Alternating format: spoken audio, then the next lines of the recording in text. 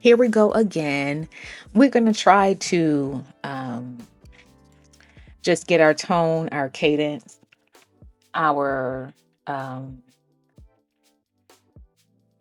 anxiety out of the way. Anxiety, we need to perfect on speaking clearly and just being able to say the things that we need to say, but making sure that we say it in ways that aligns.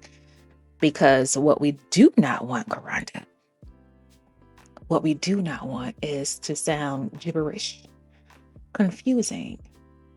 And I don't want to sound like I'm trying to be on somebody's gospel stage and be confusing. You understand? But I can't be too serious either because that's just not that's just not me, right? That is just not me. So, one thing that I really really want to be able to convey and get over, and I'm saying get over. One thing that I want to be able to convey and hopefully try to express through my videos is, you know, um, their true, the meaning of what I'm doing and why. Now, this video that I'm showing right now I think is a great way. You have something in the background that is meaningful. Yeah, it's meaningful to me. But what I do also understand is that there are other people who are in positions like us. We're trying to figure it out.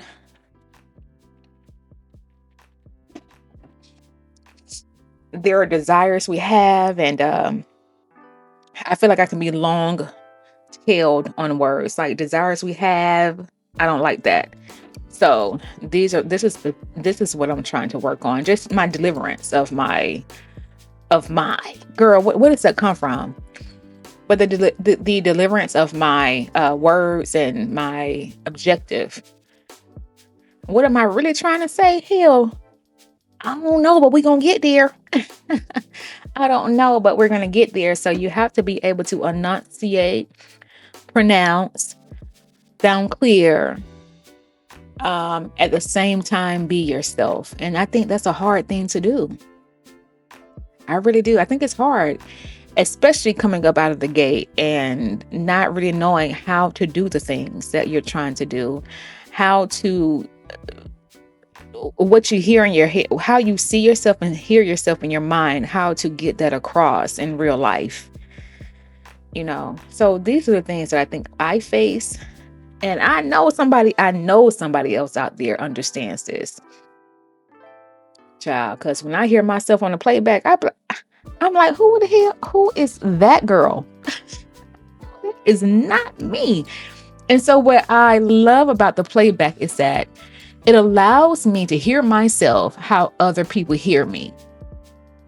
It allows me to see myself and hear myself and understand myself in a way that other people hear me in real time. My goodness, girl, I have a lot to learn. Isn't that something? But this is what this is. This is what this is all about. The repositioning, taking all of the things inside of myself, seeing it and knowing that it needs some guardrails, not guardrails, but it needs some type of, what's the word I'm looking for? It needs a little tailoring. It needs some help, some structure. And the only way to get around that is to do the things that needs to be done in order to get better. And that's difficult. It is very hard. It's easy when you're by yourself and you're doing the things by yourself, alone, not in front of nobody. You can make mistakes. It feels good because you are doing things, but you're still in your head. Does that make sense? I know it makes sense to somebody. But anyway, yeah. So look, this was supposed to be about my brand, which is called Johnson and Pearl. Johnson and Pearl. which is a very meaningful to me. But it also has more meaning because it's about um, taking the idea of where we are, but also having the vision of where we want to be and where we see ourselves at, and trying to get to that space. I'm trying to get to the place I see myself at in my mind. But the reality is that I'm so, there's this, there are examples given that kind of in the business world or just trying to better yourself, that talks about when you're looking at trying to be progressive, instead of looking at the whole 5 miles, 10 miles you have ahead of you, instead of looking at the 5 or 10 miles you have ahead of yourself, just looking at the one step, it's easier to get to that, put your foot in front of the other versus looking at the 10 miles. It's just easier to accomplish. And if you just take that one step at a time, if you just take the one step at a time, before you know it, you're already at the 10,000 mile mark. The same thing to me applies in the way I look at my life and and what I see for myself. The place I see myself at and where I want to be is absolutely doable and reachable. But I can't get so enamored or so bothered with the outcome picture of where I want to be. Because in reality, I'm at step 1, step 2, step 3, step 4. That's it. And I have many more steps to get to that final mark. So you can't really focus on the final mark. You need to just really focus on the next step. I guess it's really what I'm trying to say. Child, am I being confusing? And this is why I like the playback. Am I being confusing? So interesting. But anyway, I'm just going to leave you guys to it. And hopefully someone will follow my journey, because I'm going to do this stuff real time, learning the lessons, trying to convey the messages and convey the lessons that I want to convey. Child, we are not that person over here. Giving the information, sharing the information, sharing the experiences, not worrying about being judged, not worried about being criticized, not caring about all that stuff. Because to me, I'm more worried about my own criticism versus other people. I already understand. People are going to criticize you, judge you, have things to say, things you got to fight against, because we already lived it. If you have lived enough years, and enough could be 10 years of your life, you already understand that people have something to say about you and how you perform and how you do. So that's not the thing. It's how you measure yourself. And being realistic about those measurements and what it takes to get to that thing that you're trying to get to. And should there even be a thing? I don't know. But anyway, let me just shut up. That's my mind. And that's my mind. So the repositioning season means a lot. It does. And that's what we're going to do. And I'm going to bring you guys on my real life journey of putting in the work for a business, producing things handmade. Everyone may not decide to do handmade. That's fine. But it brings me peace and joy and gives me a place to go into when I'm in quietness. Yeah. So enjoy.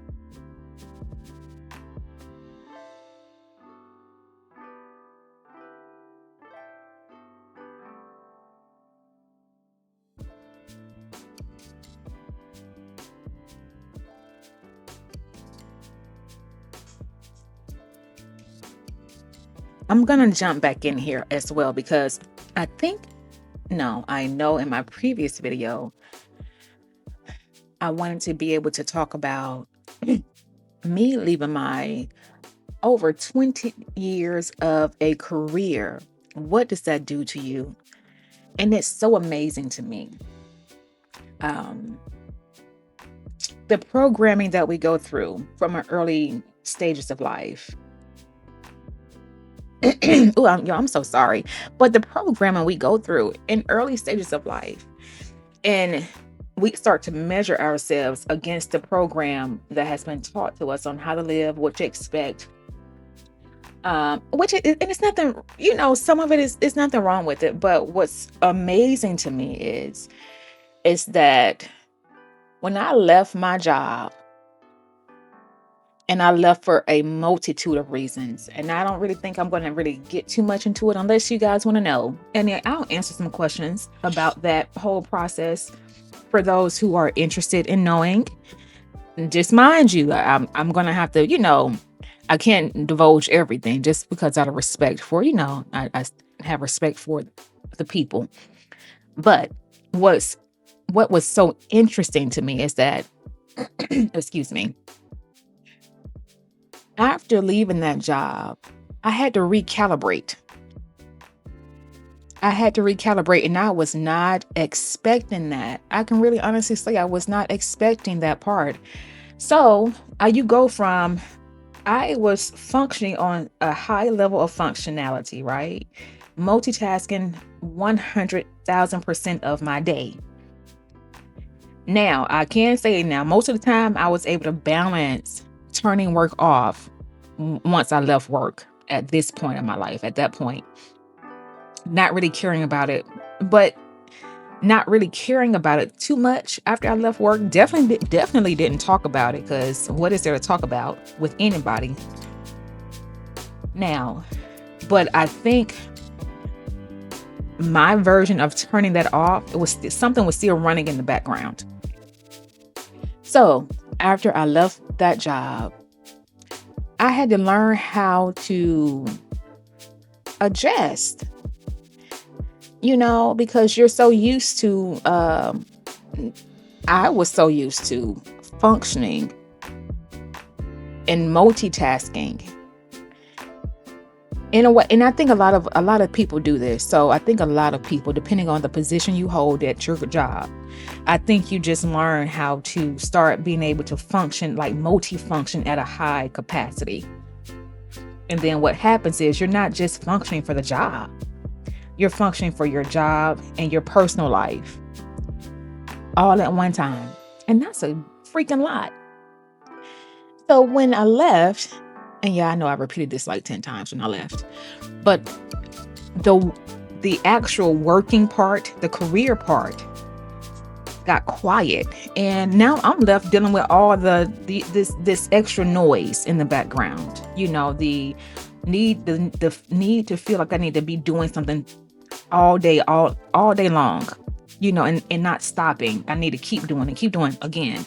I still think that's going to show up somewhere in my life, and it's still there.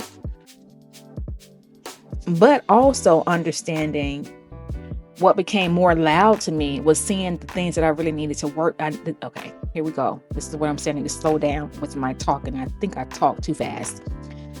But what I started to really understand was that there were other things in the background that I had to kind of quiet in order to put the work and career first, which I kind of feel like is a little detrimental, because you are not, it depends on what you're going through as well. When you are not allowing yourself to truly process, because the work noise takes over, or you prioritize other things and you're not really dealing with, some core stuff. Anyway, yeah. So that is kind of what happened to me. I went through a year of that, to be honest, and I didn't expect that. So instead of me working on my plan that I had made, working on my business that I was going to do, focusing on that. It was a space. I was just in a space I didn't recognize. And I had made a video once before and posted it on another platform that I was living in a depressive world while working. And that's a true statement. I was completely in a depressive state, but still functioning high functioning life, but depressed. I think that is so amazing. But anyway, those are the things. And then I started to realize that how the programming works. And it works for some people and for some it doesn't. How fulfilled do you want to be? And like I said, I had just gotten to a point where I understood that I did not want to continue living my life, the rest of my life, on somebody else's program. So I just chose myself, man. That's just really what it is. I just chose me. My goal has never been and never was money. My goal never was trying to be noticed or climb the ladder. That was never, ever my goal in life. It was always about the challenge of myself, how good I can produce, how well I can produce for me, not for anybody else's applaud.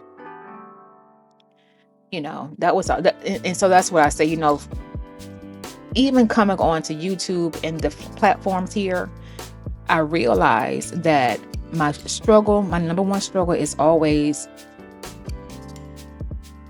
how I judge myself or how I show up. Now, is that some type of residue because of programming? Probably. Most likely. And let me also say the programming can come from your parents, society, your parents because of their programming, their expectations, what age they grew up, all the things. And fighting against fighting against what other people want to me was my biggest hang up, because I often was not doing what other people thought I should be doing. I was not functioning how other people thought I should function. And for me, like, why do I need to? I did not understand, and I still don't understand why I need to live the way you think I should live versus how I want to live my life. I understood very early that I had made a decision. When I graduated high school, I had made a decision to get into MA school, medical assisting, to get that education, to get that certification and all those things. Went through the process, and I was feeling very pressured to do something, because in my world, it was education. This is you get all the education, you get the schooling, then you do the job, and then you get the money. Then it's all the steps, right? And when I graduated high school, I was so unsure of what I wanted to do, and I was trying to take my time to think through that process. But that was not satisfactory for some people, and I got a lot of backlash. And so, because I was tired of the beatdown, the mental beatdown, the emotional beatdown, I decided to jump into medical assistant school. I knew it was at that time, I think it was a year or two program, not too long, whatever. And I did that. That was one of the biggest regrets of my life. Shortly after that, not shortly, but the next thing was, I had gotten a new car. I was getting a new car. And listening to someone else, I got a vehicle that I did not want. Absolutely hated. But I was already into it, right? You've taken out a loan, you've done, so now you're stuck. But when I look back at that, even that moment, when I did that and I understood that was a car I didn't want, I said to myself, never ever would I again. Never ever will I again. Because that was the second time that I had allowed myself to do things because I was young. I was in my 20s, young, coming, you know what I'm saying? So coming out of high school was one point. The next thing was I was getting a new vehicle just a few years later. One that I did not want, and I didn't want it at the time, but I was being enamored, not enamored. I was being, constantly talked to. This is all you need. You don't need more than that. This is all you need. But that was based off of that person's mental, right? Because that's what they did for them. Get the bare minimum, live at this level, and I just should be okay with that. That's not what I wanted. I was not okay with the bare minimum. I was not okay with living I just wasn't okay with that. And so when I got something that was the bare minimum, I was so unhappy, but I was kind of, what am I supposed to do now? I'm stuck. I'm in the situation now. I'm in a loan now for the car. But I had vowed to myself, never ever would I again devalue my own wants and needs based off of somebody's expectation. And I did that for many years after that. I was like, forget all of that. You still have to have levels, your standards, and your standards is your standards. And if you have something, if your standard is higher than the person or somebody else's, it's okay. You don't have to fit into their model. It's all right. Yeah, that's gonna come with some yes, it will come with some stuff. Just be ready. But I was ready because I was just in a age where I just couldn't afford to neglect myself that way. And I did that for years. Now, like I said, y'all, that also had some kickback, and you learn of how to live. You learn how to live in your own being, but you also learn how to respect other people while doing that, and hearing other people while doing that. Still living out loud, but respecting other people. And so I did make some adjustments along the way with that, growing and maturing. Now, somewhere along the line, there was another debacle that happened in my life that was not of my own doing. And I did not know how to process it, and I couldn't handle it. Didn't know I couldn't handle it. Did know I couldn't handle it. I'm sorry. I knew I couldn't handle it, but didn't know how to handle it. Didn't know how to process it. So I really decided to shut all the way down. And I did. I became an absolute shell of the person that I used to be. I no longer lived loud. And people noticed right away. But after so long, you're living in that lifestyle, they start to just accept you. And then I got tired of me. I got tired of myself living that way. So that's what made the change. And I'm so proud of myself for being here now. And I'm glad that you've stayed here with me. I hope that you come back, because this is the season we take our life into our own hands.